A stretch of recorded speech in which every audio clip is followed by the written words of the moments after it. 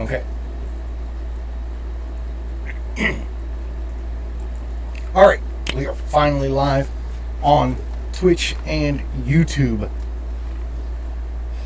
Thank God. All the trouble that I've had today. And now the camera's going to glitch. So. Alright, so, but anyway, here we go. Alexa, today is Sunday, September 10th, 2023. The time is 10:56 a.m. USA Central Time. Right now, it's 79 degrees Fahrenheit. Today, expect a high of 88 degrees. No rain is expected today. The thermostat temperature is 75.4 degrees. Okay, so as I've been saying on Instagram Live and TikTok Live, July 9th, I had some problems with, I'd been dealing with for a couple of weeks with building a computer and getting it up and running. So I thought, well, I'll take a week or two off and get it running, do it right, whatever. But finally, I got it. So it's up and running. And it's pretty cool. So it's a Dell with Mac OS. So it's a Hackintosh. Sorry. And so it's pretty exciting because it's running. But and while all that was going on, I had some personal things in my life going on, and I got really depressed about it. I mean, my ex-wife, I don't know what happened, but my now 15-year-old got an ant bite. His hand was swollen. He got it while he was here at my house. His hand had swollen, and she took me to court saying that I was irresponsible and not watching my children because I didn't give him an EpiPen shot. Because according to her, we gave him Tylenol and Benadryl, and according to her, his body was shutting down. He was dying. Next thing I know, I have to have 3 hours visitation, second Saturday of every month.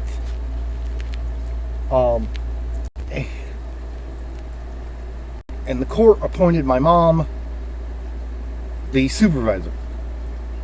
So the very first weekend, we get up there, and my ex-wife comes up to the car and asks if there's a middle seat belt. And I said, yeah, sure. And I showed it to her. And she goes, oh, okay, well, where's the buckle?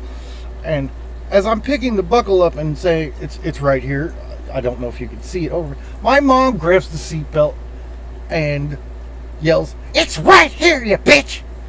And then that started a fight. So, but my mom will deny that she started it, and she did. So, my ex-wife called the police, which I told her to, and so did her husband. And that, then we had to go to court for child support, and I sure thought I was going to jail, but I didn't. So, anyway, long story short, I now have supervised visitation for 3 hours. My mom is no longer the supervisor of the visitation. My brother Mark is, thank God. Somebody that's not going to cuss my ex-wife just, for the hell of it.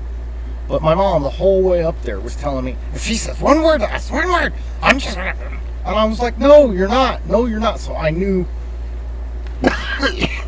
Even before I got there, my mom was going to show out. But, my mom never does anything wrong. So, and then in the meantime, my stepdad, a couple of weeks ago, threatened to punch my mom, slap her, quote-unquote, fat ass onto the ground. And I finally stood up and I said, look, you sorry son of a bitch. I said, I don't mind you hating on me. I said, and I've promised my mama I never hit you. I said, but if you lay a goddamn hand on her, I will beat the shit out of you. Then he stood up with his fork and he said, I'm going to stab you with this. And I said, go ahead. I said, go ahead. I don't care because you're the one that'll go to jail. And then he spouted out something about being a retired sheriff's deputy. He wasn't going to go to jail. I said, you can go to jail for the fucking threat. And he took his fork, started trying to stab me with it, and luckily he didn't. That's when my brother stood up and he said, hey.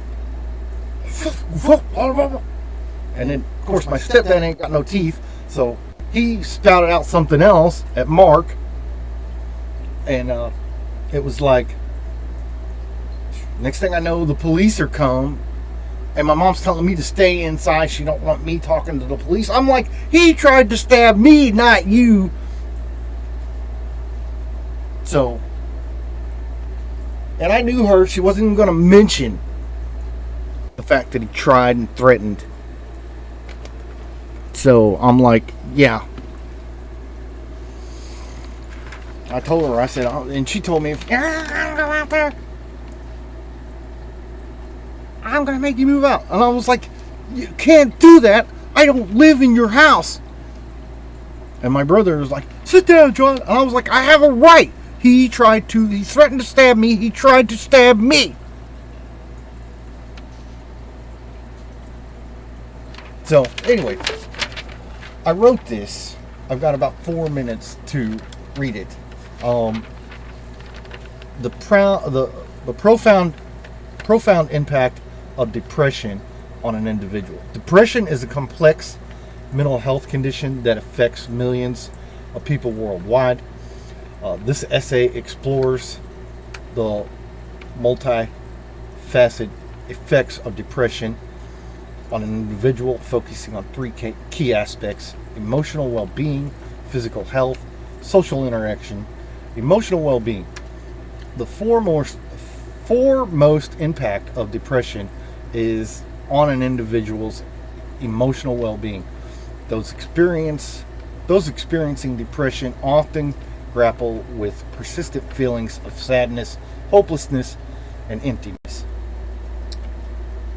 These emotional symptoms can become overwhelming, make it challenging for individuals to find joy or an interest in activities they once enjoyed. Depression also frequently leads to irritability and making it difficult to maintain healthy relationships and causing further emotional distress.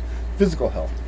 Depression's effects extend beyond the realm of emotions, significantly impacting an individual's physical health. One of the most striking connections is the influence of depression on sleep patterns. Many people with depression experience insomnia, or conversely excessive sleepiness, leading to disruptions in their daily routines. Additionally, depression can manifest physically through symptoms like headaches, digestive problems, and a weakened immune system. Prolonged depression can even increase the risk of heart disease and other serious medical conditions. My carpal tunnel. Social interactions. Depression can profoundly alter an individual's ability to engage and maintain social interactions. Feelings of isolation and withdrawal are common. These individuals may perceive themselves as burdens to others or fear being judged for their condition.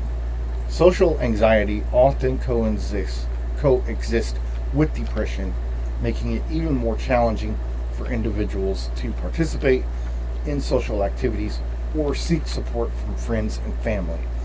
This isolation can perpetuate the cycle of depression, reinforcing negative thought patterns. In conclusion, depression's impact is pervasive, affecting not only your emotional well-being, but also your physical health and social interactions. Acknowledging the far-reaching consequences of depression is crucial for promoting understanding and empathy. By recognizing these effects, society can better support those living with depression, work towards reducing the stigma surrounding mental health issues. Depression is a complex and debilitating condition, and it is essential to provide individuals with the necessary resources and compassion to navigate their journey towards recovery.